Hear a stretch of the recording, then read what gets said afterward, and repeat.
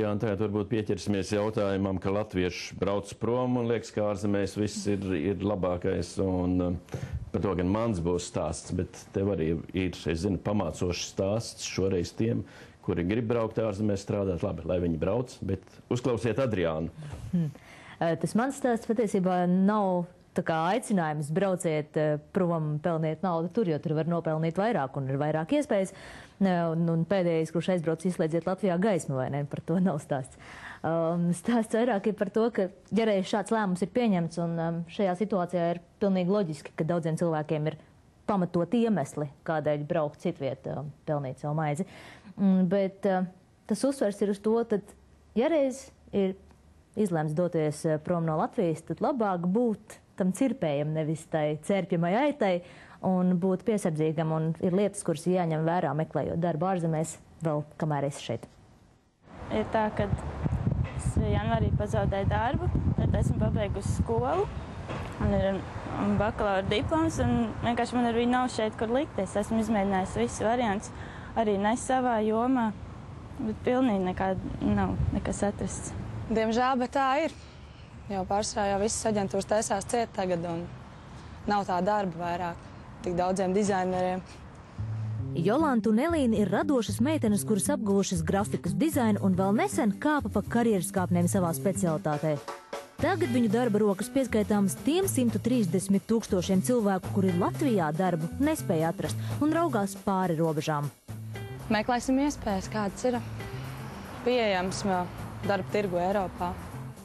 Ir dažādi veidi, kā meklēt darbu ārzemēs.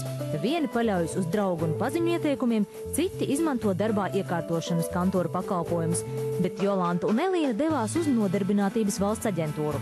Jā, lai cik dīvaini neliktos, bet šeit var iegūt informāciju par darbu ārzemēs, jo NVA piedalās tā sauktajā EURES tīklā, kas atbalsta Eiropas darba spēka brīvu pārvietošanos.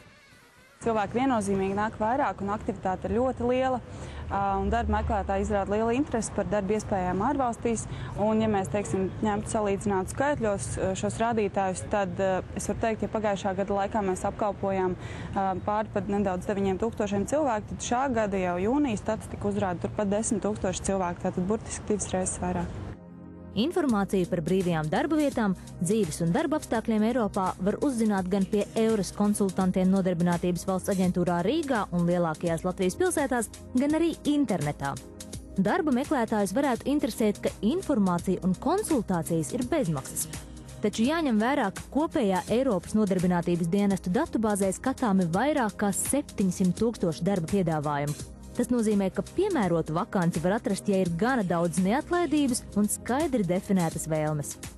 Darba meklētājiem vispirms noteikti ir jānoskaidro valsts, uz kur viņš vēlas doties, un svarīgs ir valodu zināšanas. Šeit es nerunāju ne tikai par angļu vai vācu, franču kā populārākajām valodām, bet tās valsts nacionālo valodu zināšanas. Otra lieta, kas ir jāņem vērā, ir valsts likumdošana, jo katrai valstī likumdošana ir specifiska. Nebūs lieki atgādināt, ka informētība ir veiksmes pamatā. Gan tajos gadījumos, kad brīva darba vieta iesaka paziņas vai to atrod EURES datubāzē, un vēl jo vairāk, ja darba meklēšanai izvēlas komersantu starpniecību. Likumsakarīgi, ka lielais darba meklētāju skaits liek sarosīties darbā iekārtošanas biroju īpašniekiem, un tas attiecas gan uz godprātīgiem, gan ļaunprātīgiem komersantiem. Latvijā ir 70 licencēti darbā iekārtošanas kantori, un tos uzrauga Nodarbinātības valsts aģentūra. Tiesa pati par sevi licence negarantē, ka komersants savā darbībā ievēros noteikumus un sniegs kvalitatīvu un drošu pakalpojumu. Lūk daži jurista padomi, kā darba meklētājam nekļūt par cērpjamu aitu.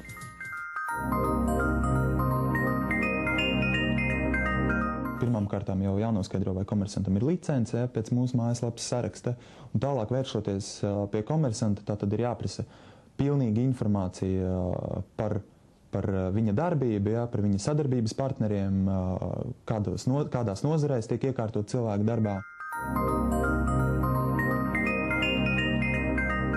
Tas primārais un galvenais ir šī līguma noslēgšana par darbiekārtošanas pakalpojumu sniegšanu. Ja? Un vienlaikus noslēdzot līgumu arī cilvēkam būtu jābūt ļoti rūpīgam un jāizvērtē šī līguma saturs, ja? Tātad, kas tiek noteikts līgumā, kādas ir komersantas saistības, kādas ir tiesības šim te cilvēkam, ja, un kādā veidā šis te pakalpojums tiks nodrošināts. Pēc būtības šai te normatīvais regulējums pasaka to, ka darbiekārtošanas pakalpojumu sniegšanai tātad darba meklētājiem būtu jābūt bezmaksas. Ja. Vienlaikus, protams, ir izņēmums no šī nosacījuma, un komersants drīkst pieprasīt no darba meklētāja dažādus izdevumus, ja, un maksājumus par vairākam pozīcijām. Tas ir pirmkārt nepieciešamo dokumentu noformēšana, tie ir transporta izdevumi un veselības apdrošināšanas izdevumi. Ja. Bet viennozīmīgi jebkāda veida samaksas par saņemtajiem pakalpojumiem būtu izdarāmas tikai un vienīgi pēc tam, tad, kad ir noslēgts šis līgums rakstveidā.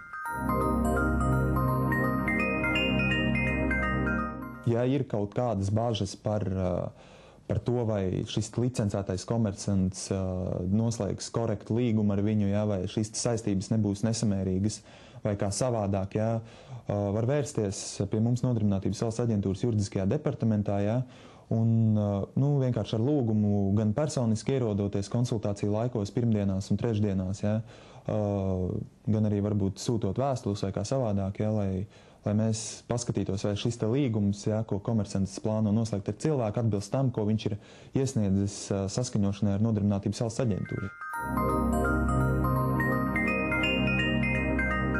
Komersantam pirms cilvēku nosūtīšanas uz konkrēto darbu ārzemēs ir jāiesniedz rakstveida darba piedāvājums, kurā ir jānorāda galvenās šī te darba sastāvdaļas. Ja, tātad darba laiks, darba uzsākšanas laiks, darba samaksa un citi darba nosacījumi. Ja. Elīna un Jolanta izvēlējās darbu ārzemēs meklēt EURES datubāzē internetā. Uz ātru roku apskatot piedāvājums izrādījās, ka, piemēram, Norvēģijā grafikas dizaineru vakanču nav, taču Dānijā gan ir vairākas piemērotas vakances. Tiesa gan šajā gadījumā klupšanas akmens ir dāņu valodas nezināšana. Ir pirmkārt jāsaprot, uz kuriem mēs gribam doties, un tad, cik mēs sapratām, ir jāmācās valoda, un tad varētu kaut ko arī domāt tālāk. Jums liekas, ka jums būs viegli atrast darbu? Es domāju, ka būs diezgan grūti, bet, kas necīnās, tas nevinnē, ir jādara kaut kas.